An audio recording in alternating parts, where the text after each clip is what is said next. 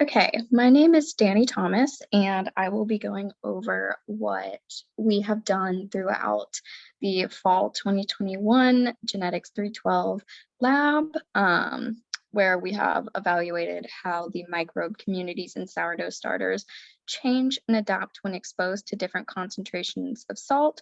So how the heterofermentative process, specifically in sourdough starters, adapts when stressors such as salt are introduced. And I was a part of group 2B for the 601 asynchronous lab. So to start, I'm going to give a little background on sourdough starters. So what they are, what lives in them, and what makes them rise. So sourdough starters are fermented doughs that are filled with wild yeast and bacteria known as lactobacilli. A starter makes the sourdough bread rise, and then sourdough starts the process of fermentation when liquid and flour is mixed together. As you can see here in this diagram, over the days, when the liquid and flour is mixed together, then the liquid activates the bacteria and wild yeast that are contained within the dough and in the surrounding environment. And then after this activation occurs, carbon dioxide bubbles occur and it makes the bread rise. And this happens progressively over the days. Acetic acid and lactic acid are produced in the sourdough bread. So this is a heterofermentative process, as the organisms in this glucose fermentation process produce lactic acid, ethanol, acetic acid, and carbon dioxide as byproducts. So here we just have starter and sourdough bread, and then again, how the starter progresses over the days. So to give a little background on the experiment, I've just included these graphs from compiled data from all sections of the lab that were provided to us by Dr. Gordy. And these just analyze the rising rates of each experiment. So experiment 1, 2, and 3 with the initial control. And then after they had grown in different salt concentrations and the control, after 2 weeks, which is this one. So this is experiment 2, and then after another 2 weeks, this is experiment 3. So these are just shown to portray the different rising rates based on all the work done throughout the class. So to provide some background on what we did in this class and what the overall question was, in this class, the in-person lab students did phenotypic experiments where shared sourdough starters were analyzed, and then the rising rates, as mentioned, of these starters were measured compared with and without the addition of salt and different concentrations of salt over time. So we had the initial control, and then so rising rate 1, initial control, then after 2 weeks with different salt concentrations, and then after another 2 weeks, and then metagenomic sequencing, which sequences genomes of untargeted cells in a community of interest to illustrate the composition and function of the community, was done based on the daily samples collected from the original shared starter. So sequencing of entire genomes of every microbe present in the starter was done by the in-person students. And then this data was used by the online students, thus myself, to analyze and compare the salt and control samples to determine what microbes are present in each, as well as identify the combinations of genes in these microbes in order to determine the contribution to the starter's metabolism. And all of this was done by us online students through a system called KBase, where samples were compared and analyzed based on microbes in the samples through taxonomy plots, species trees, and metabolic models. And finally, the metabolic models were specifically used to determine if the samples were heterofermentative or not, which, as we already mentioned, sourdough starters go through a heterofermentative process typically. So next, I want to provide a little background about DNA sequencing. And then these pictures here are actually pictures from one of the in-person students, Cole Bertram. And so on the left, we have a street plate of 3 colonies that were collected from sourdough starters that are shown in the line graph with the addition of Saccharomyces cerevisiae. The colonies were selected from the plate to run on agarose gel electrophoresis to perform PCR of the YPD1 gene. And we'll go into what this means in a second. And then on the right, we have an agarose gel run from PCR of the ITS region of the microbes taken from the sourdough colonies. And Cole Bertram said that his wells 1 through 4 all showed positive results from the PCR. So what this means, and a little background on DNA sequencing, PCR and DNA sequencing are 2 important tools used by geneticists. PCR is used to make copy. This is PCR right here, and PCR is used to make copies of a gene and or DNA fragments of interest. PCR is thus used to amplify or make many copies of small fragments of DNA. As you can see here, it is repeated and amplified many times to make many copies. The overall idea in PCR is to get many copies of a specific DNA sequence produced automatically. So everything is put into one reaction tube, and then the tube is placed into a thermocycler, which is a machine that cycles through the necessary temperatures multiple times. And then you have DNA sequencing, which is used to determine the order of A's, T's, C's, and G's in a small piece of DNA or a whole genome, which we have gel electrophoresis, which uses an electric current to separate molecules of different sizes, and agarose gel is used, and DNA samples are loaded into slots within the gel. So you have your pipette and your samples are loaded into these wells in the gel. In electrophoresis, small DNA molecules move faster through the gel toward the positive pole since DNA itself is negatively charged. So moving through the gel, this is the positive end, DNA is negatively charged. So you'll have them moving towards the positive pole, and smaller fragments are going to move quicker. So this helps us identify different sizes. So markers are used to help determine the size of any DNA fragment by having something to compare it to. So the sizes can be determined based on comparing the fragment migration to that of a control of known size. So yeah, you have your marker or your control to kind of analyze which fragments are smaller based on which move farther and which are larger based on which did not move as far. So us online students used Illumina sequencing through K-base, which fragments cellular DNA, amplifies it through PCR, sequences the DNA using 4 colored labeled reversible chain termination nucleotides, and assembles the sequence. So both of these processes were used through K-base to use the in-person student sequencing data to create a metabolic model of the samples. And in the metabolic model, specifically the glucose and glucogenesis, pentose phosphate and pyruvate metabolism pathways were analyzed to kind of evaluate the heterofermentative process and assess if, acetic acid was present, carbon dioxide was present, to determine if the microbes present in each sample were heterofermentative or not, based on the byproducts that they produced. So I also wanted to bring up some limitations of PCR.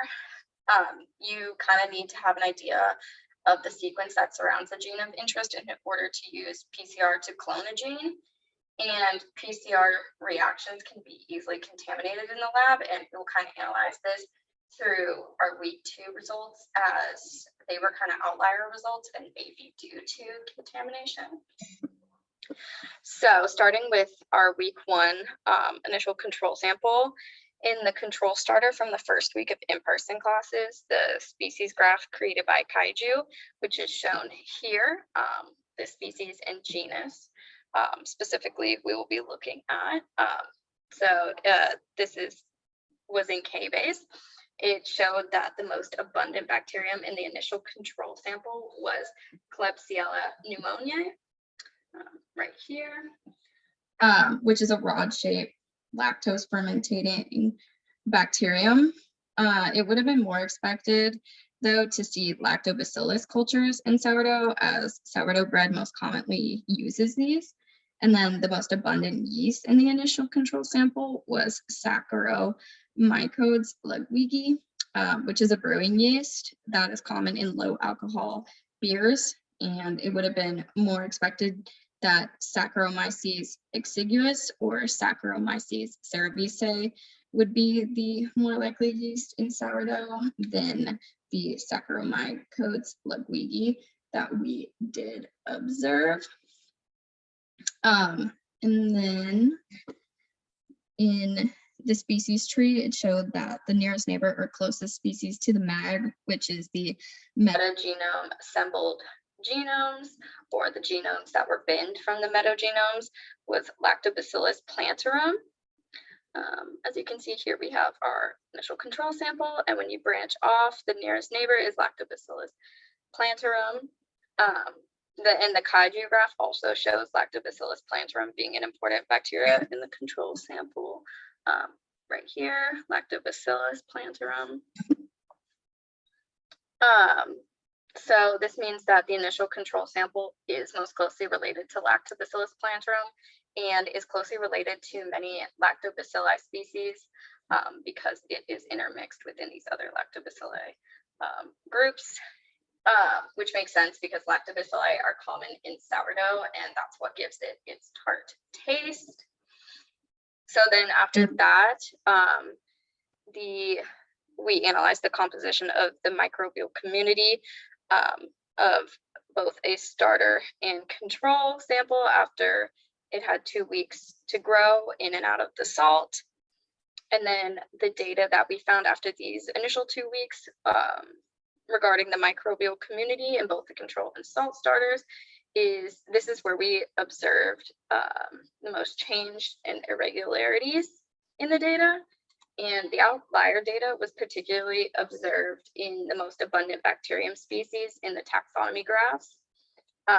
The control sample, which is right here, and then this is the salt sample, just for reference again, salt sample, control sample, and then these are the different species in them and the different genus. So the control sample showed Acinetobacter baumannii as right here as the most abundant bacterium, and the salt sample showed Enterococcus faecium right here as the most abundant bacterium in the sample. These were both unusual, as Acinetobacter is typically found in water and soil, or sometimes healthy human skin, and Enterococcus faecium is typically found in the gut or the bowel. So it's likely that the data for this group samples got contaminated by one of the in-person students, as both of the bacteriums that were often found or were the most abundant are often found in or on humans. And then the yeast, however, made a little more sense. Both the control and the salt samples showed Saccharomyces ludwigi as the most abundant bacterium, and typically Saccharomyces exiguus or Saccharomyces cerevisiae, as we mentioned before, are the most common yeast for sourdough starters. But since these are all in the Saccharomyces genus, it makes a little more sense with specifically the bacteria that were kind of the outliers for this week's data.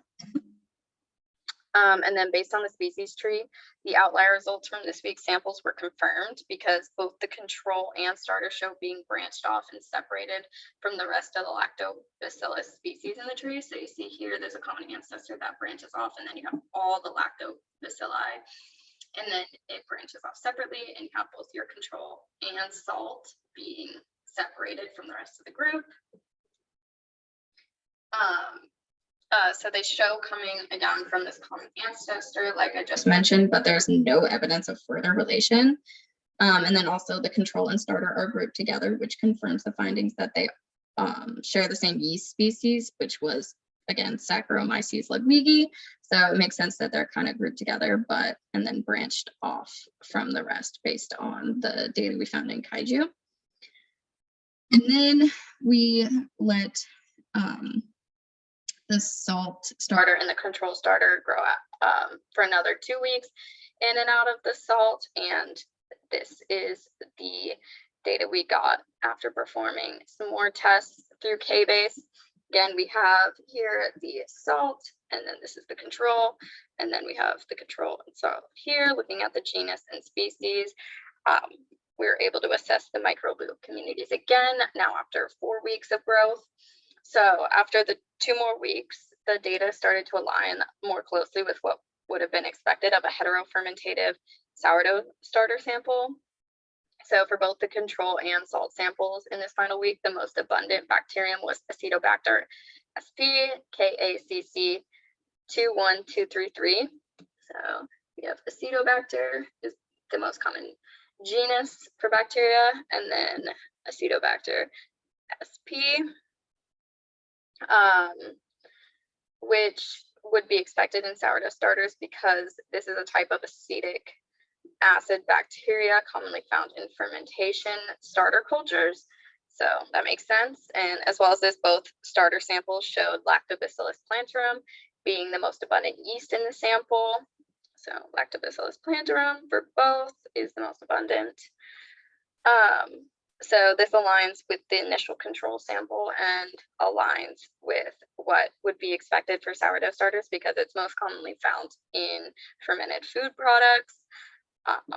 So yeah, that makes sense. And then this is the species tree for the 4 weeks of growth, or after the 4 weeks of growth, and the species tree also confirms this data as it showed the most closely related species being Lactobacillus plantarum. So again, it kind of goes back to that initial control we had of the tree, of the data in the tree being most closely related to Lactobacillus plantarum, and because it's the most closely related ancestor and it's intermixed within this data, but the salt and the controller grouped together, branching off.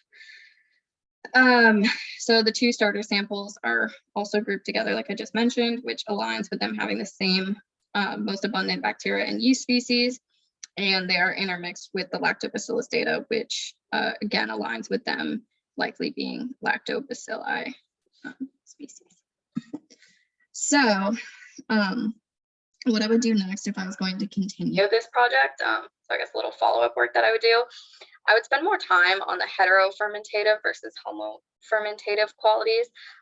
This is obviously mentioned and analyzed in the analysis of the glucose and glucogenesis and all of those pathways that were assessed in the metabolic modeling, but there really was not as much work with this as I feel like there could be. So then I would do more assessment of the results of week 2 because we said contamination is very easy when you have PCR. So I would like to find what could have caused these outlier results in that week.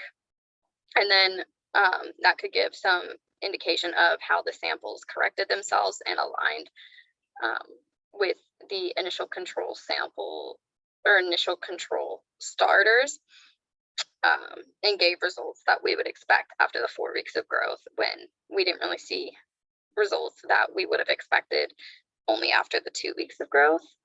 So I feel like we're lacking some explanation there. So I would do some more follow-up work there. And then I would start again with the discarded dough. So after these few weeks, we now have this dough that we're not doing anything with, and I would use that dough to see if the rising rates change if this dough is used for the control and salt starter. So I guess kind of continue this work and see how things change after more weeks using this same dough, and not restarting and regrowing the dough. I would just keep using this same dough. And then lastly, going back to my first point, I would compare this heterofermentative work to homofermentative samples, so specifically dairy starter cultures. to kind of get a better idea of the homofermentative bacteria in that process, because homofermentative bacteria include Lactococcus species, which is used in dairy starter cultures to rapidly produce lactic acid in reduced pH conditions. So a greater comparison of these different starter cultures can be done. So that is the follow-up work I would do if I were to continue.